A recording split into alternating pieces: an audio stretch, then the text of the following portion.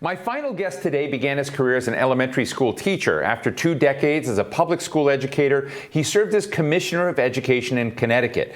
Today, he's the highest-ranking education official in the land. I want to really give a big welcome to Secretary of Education Miguel Cardona. Ms. Secretary, thank you so much for joining us. Look, I just want to start with the news of the day. I mean, there seems to be a framework deal, and I know there's a lot of political skirmishing still going on, but I don't want to get into that. But it looks like universal pre-K made the cut in the framework arrangement. You tweeted about that today. Tell us what the implications of this are. Help us understand the context of how big a deal this is. It's a huge deal. First of all, I'm glad to be here with you. But, I've been in education, as you said, for over 2 decades. And this is more significant than anything as an educator that I've experienced. And I'm fortunate to serve as secretary during this time. It is transformational. It's really more than just different strategies to help schools. It's transformational in understanding that we need to do more, that 3 and 4-year-olds are going to have a strong foundation on which to build in their schools. We'll talk a little bit more about some of the disparities in education that have permeated district, states, accountability data, and we have an opportunity now to really address that. So it's significant. I'm pleased with where we're going to be going. I'm excited about the fact that universal pre-kindergarten is there. And I know that the investment there is there's a great return on investment. For every dollar spent in pre-K, you get $3 to $7 of a return. So it's good for our country. But as an educator, as a teacher, I'm excited that early childhood education is getting the support that it needs for our country to move forward. Well, Secretary Cardona, I want to ask you what is perhaps an unfair question, because I know you can't fix all problems. But we have to face the fact that America is divided today, and those divisions are, it's almost like there are 2 countries sometimes, living right next to each other. And, many, a century ago, longer than that, public education was the platform by which, Americans were brought together, civics were taught, you sewed the nation together. I'm just wondering whether or not something universal pre-K and the role that, you have, and as you kind of deal with helping to set a new horizon for what we should hope for in education, gives us an opportunity to deal with some of this toxicity and create a new generation of people who are actually pulling together rather than pulling apart. It will. It will. I'm confident it will. Listen, we're one America. We're one. I'm not Secretary of Education for Democrat states only. I'm Secretary of Education for all students across the country, and their success matters to me. And I want to make sure that I'm supportive and working with every state, even if on certain issues they don't agree with the movement, with the recommendations we make. Education is a unifier. Education is a unifier, and we can get past this pandemic, but also the division that plagued our country. And I know the president has said, we're going to focus on democracy and we're going to unite our country. And I know education has a major role there, and I'm looking forward to continuing the work to make sure that we come across stronger as a country and united as we are. You are renowned for what you did in Connecticut. You're renowned for, expanding what education meant to people with English as a first secondary language, with folks with disabilities, but also expanding graduation rates broadly. And I'm just interested in to what degree the role you have now has benefited from what you were able to do in Connecticut. How those purviews are different, what you'd like to have more ability to do as Secretary of Education, because I think everybody looks at you as all powerful, but I know there's a lot of limits on what you can do. I'm just interested in, what are the microcosms that you saw in Connecticut that you can expand and help replicate nationwide? Well, first of all, I had a great team in Connecticut. I have a great team here. I served with a governor that really understood the importance of education and was bold in strategies. And let me tell you, President Biden's leadership around education is impressive. From day one, he made it very clear that for our country to move ahead, we need to focus on education. So some of those strategies that we know worked during the pandemic and even before the pandemic, like being honest about our need to address achievement disparities, about improving access to college and better pathways, and evolving our high schools to make sure that career and college pathways exist, that we're having those conversations. that we're providing access to technology to students boldly, and we're making sure we're working in a collaborative fashion. I often use the word intentional collaboration. We're going to go further if we can work well with people, even people that don't agree with us. That worked in Connecticut when we talked about strategies to improve our high schools. That worked in Connecticut when we talked about reopening schools at the height of the pandemic. And it's going to work at the national level as we're talking about building back better and making sure our system is better than the one that we had in March 2020. You know, our students suffered a lot, and it's time for us to step up together and make sure that we're doing what we need to do to raise the bar across the country.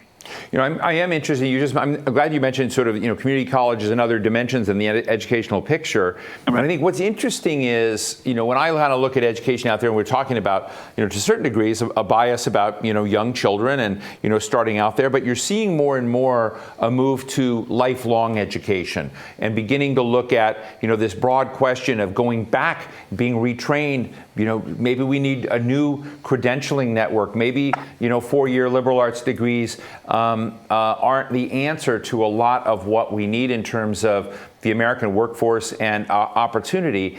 And I know that's a big question, but I think that what you implant with people at an early age in terms of expectations of continuity of experience in education is important.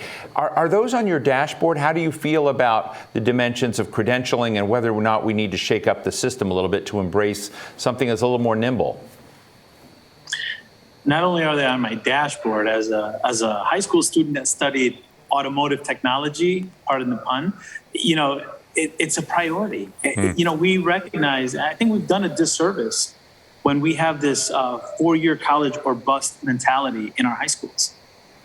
We need to be more open about the realities out there, the workforce needs, and we need to connect that earlier with our schools. We need to remove whatever barriers exist between our workforce, our 2-year colleges, our 4-year colleges, and our K-12 systems. And at the Department of Education, we're going to do that.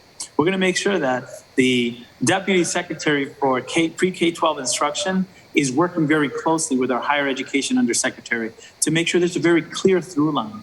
I was a first-generation college student, and for me, having clarity earlier would have been much more helpful. And our students across the country need to know what options exist. And we need to understand that, the manufacturing world of today is different than our grandfather's manufacturing. That I recently traveled with the First Lady of the United States to, it's called the Arturo Velázquez Institute in Chicago. And it was a community college that connected to the high schools, but also connected to the workforce. And I walked into 2 different programs. One of them was an aquaponics program, right? So urban farming was the topic that they were developing skills to do. And these students were not only learning about aquaponics, but how to set up their own business to develop this. And that's a growing industry. And our community colleges are great resources for that. Then I stepped into another part of the school that had an electrical lab. So students were getting their credentials to become electricians. And they were getting jobs right when they were leaving. 6-figure jobs in the electric business, in the electric field, without debt. So we need to do a better job informing our students of what options exist and letting them know that you can start in one path and down the road you can change. Or if you get your electrical certificate, you may want to go back to a 4-year college to get a business degree and start your own business. There's tremendous potential out there. We have a lot of opportunity to make sure our families know what's available and evolve our high schools to meet the students' needs and to meet the workforce needs that exist out there today. Mr. Secretary, just finally, I did an event one time a few years ago, and I had Randy Weingarten, the American Federation of Teachers, and a guy named Chester Finn, who used to be Assistant Secretary of Education and was a very big advocate of charter schools. And I asked them to get out of each other's, out of their seats and to trade places and to argue the best merits of each other's positions. It was a really interesting discussion. It was very respectful. It was very thoughtful, and I think a lot of people in the audience were surprised at hearing that respect and then back and forth. And they didn't agree on everything, clearly. But I think there's a lot of people that look at this as a binary choice, and between one type of school and the other. And I'm just interested in whether, we are learning, from charter schools that were supposed to be R&D labs for broad public school, and public school beginning to try to learn from that, begin innovating, dealing with all students. How is that going in that side from your perspective? And I know you have limited authority in that because school boards are still local. But I'm just interested in whether we're getting to a place where we're getting a healthier public school system in the eyes of the public, and we're also understanding charter schools can be very helpful, but they're not everything. Right. I think we are. I see excellence in schools, whether they're neighborhood schools or charter schools. I've seen some excellent charter schools, but I've also seen schools that struggle, right? Either way. To me, good schools put students at the center, are innovative, and focus on good pedagogy and connecting students. And don't give up on students, and make sure that they're meeting all students' needs, including our students with disabilities and our students that are learning English as a second language. We're at a point in our country's history where we're as close as ever to a reset button in education. So we need the best innovation now. We don't want to go back to the system that we had in March 2020, because that system, it was almost predictable based on race and place where you might end up. We can do better, and we need innovation at all levels, not only in the classroom. We need it at the principal level, the superintendents, board members.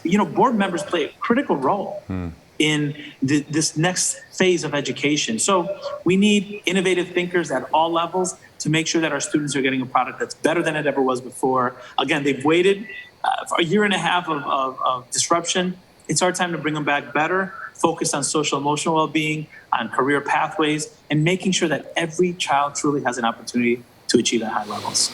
Well, Mr. Secretary, those are very powerful words. I want to remind that audience, he just said we are closer than ever to being at a reset in education where race and place aren't the determinants that matter most. Very powerful. I heard very carefully what you said. I would love to have you back someday so we could discuss this more. But Secretary Miguel Cardona, Secretary of Education, thank you so much for your time and your candor today. Take care, Steve. Thank you. That brings us to the end of our mammoth multi-day event of ideas, politics, and people. Everybody in pursuit of their own version of what they think it will take to get us to a more perfect union. A really big thank you to Microsoft and Southern Company and for their support, for trusting us with this important topic and supporting it, and a deep appreciation to all of you who tuned in for these 3 days of conversations. For any of you who missed any of these sessions, head over to our website, thehill.com/events. to get caught up. It's all going to be there. I'm Steve Clemons. Thanks for joining us. Be well.